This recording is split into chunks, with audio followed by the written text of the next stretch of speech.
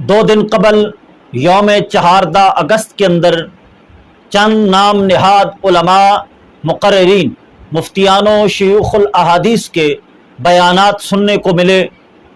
وہ بیانات انتہائی جھوٹ اور کذب بیانی پر مبنی تھے۔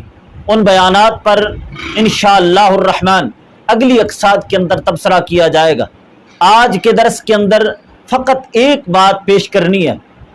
ان بیانات کے اندر ایک جملہ بولا گیا کہ پاکستان نظریہ اسلام پر بنایا گیا۔ پاکستان بنانے کا مقصد ہی یہ تھا کہ اس کے اندر اسلام کا قانون نافذ کیا جائے گا۔ میں پوچھتا ہوں، یہ سوچ کس کی تھی؟ یہ نظریہ کس کا تھا؟ عوام کا یا قائدین کا؟ اگر کہو قائدین کا یہ نظریہ تھا اور قائدین یہاں پر اسلام کا قانون نافذ کرنا چاہتے تھے، تو میں کہوں گا قائدین کے سربراہ قائد اعظم محمد علی جناح نے تو واضح لفظوں میں 11 اگست 1947 کے اندر ریڈیائی تقریر کے اندر بیان دیتے ہوئے کہا تھا کہ پاکستان کا آئین جمہوری ہوگا اور یہاں ملاؤں کی حکومت ہرگز نہیں ہوگی۔ اور یہ اس کا بیان، اس کے خطاب اور تقاریر پر مبنی جتنے بھی مسودے چھاپے گئے ان تمام کے اندر موجود ہے۔ اور میرے پاس ایک رسالہ آکسفورڈ یونیورسٹی کا چھپا ہوا قائد اعظم نے فرمایا، اس کے اندر بھی یہ بیان موجود ہے۔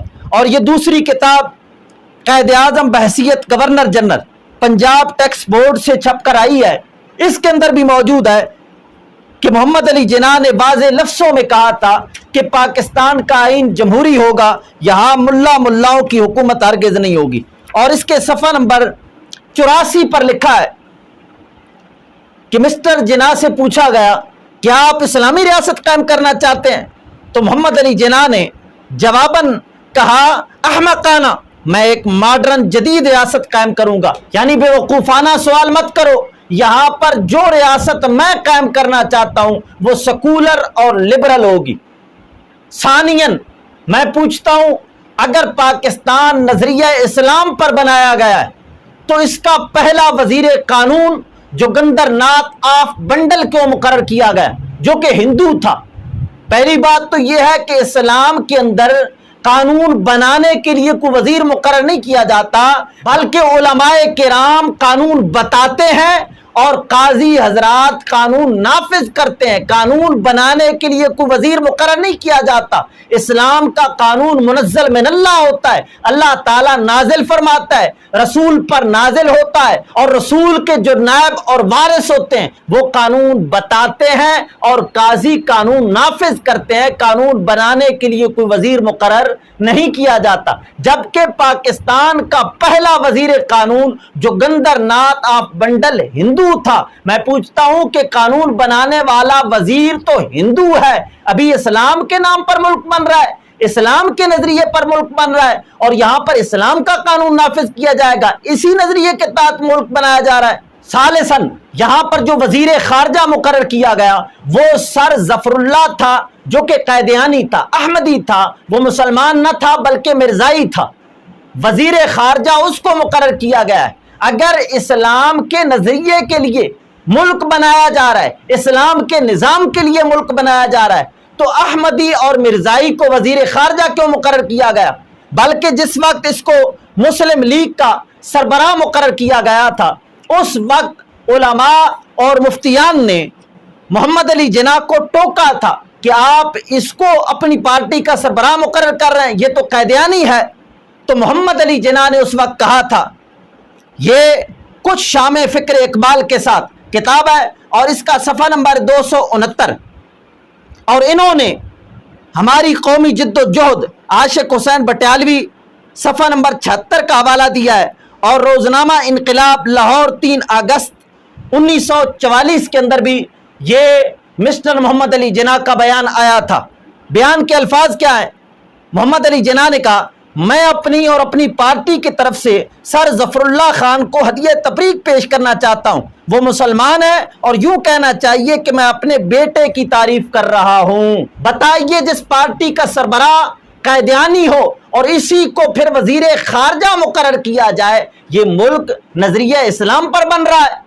اور رابعاً یہ کتاب ہے میرے ہاتھ میں، پاکستان اور دنیا میں کون کیا ہے، یہ نصابی کتاب ہے اور کون کون سے اداروں کو پڑھائی جاتی ہے، C S S, P C S, P M S, P P S C, N T S, F I A, police, Pakistan army, Pakistan navy, Pakistan air force, state bank of Pakistan, واپڑا، اور ان سب کو یہ کتاب پڑھائی جاتی ہے۔ وہ امتحان دیتے ہیں، اس کتاب کا پاس ہوتے ہیں تو پھر ان کو عہدہ ملتا ہے۔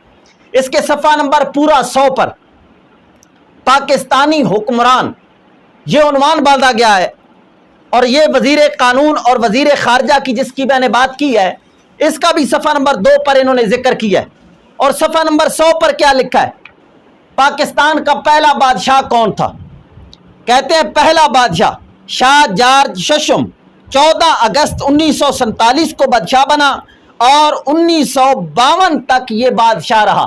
1947 کے اندر ملک آزاد ہو گیا، انگریزوں سے کہتے ہیں آزاد ہو گیا، لیکن پہلا جو بادشاہ مقرر کیا گیا 1947 سے لے کر 1952 تک، ابھی بادشاہ انگریز ہی ہے لیکن ملک آزاد ہو گیا، ملک آزاد ہو گیا لیکن بادشاہ ابھی تک انگریز ہے۔ میں پوچھتا ہوں کس سے آزاد ہوا؟ انگریز بادشاہ تو ابھی موجود ہے۔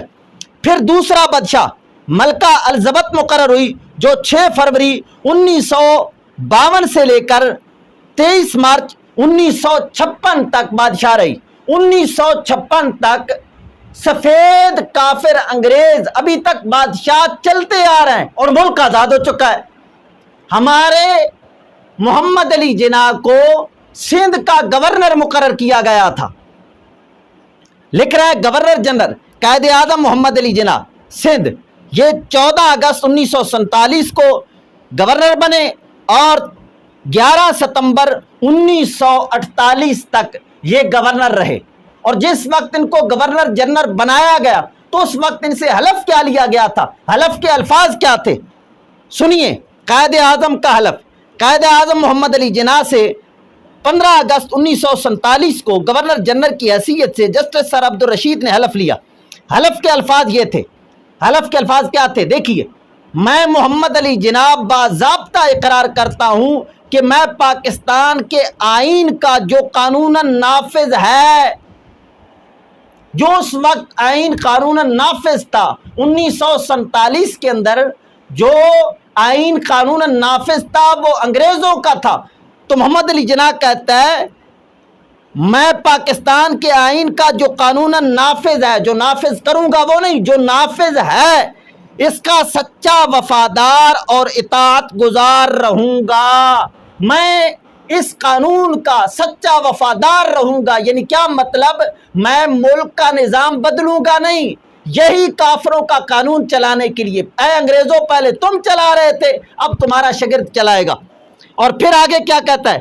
اور یہ کہ میں شہنشاہ معظم شاہ جارج ششم اس کے وارثوں اور جانشینوں کا بطور گورنر جنرل وفادار رہوں گا، میں اور میری نسلیں، میں اور میری آنے والی تمام نسلیں انگریزوں کی سچی وفادار رہیں گی۔ یعنی کیا مطلب؟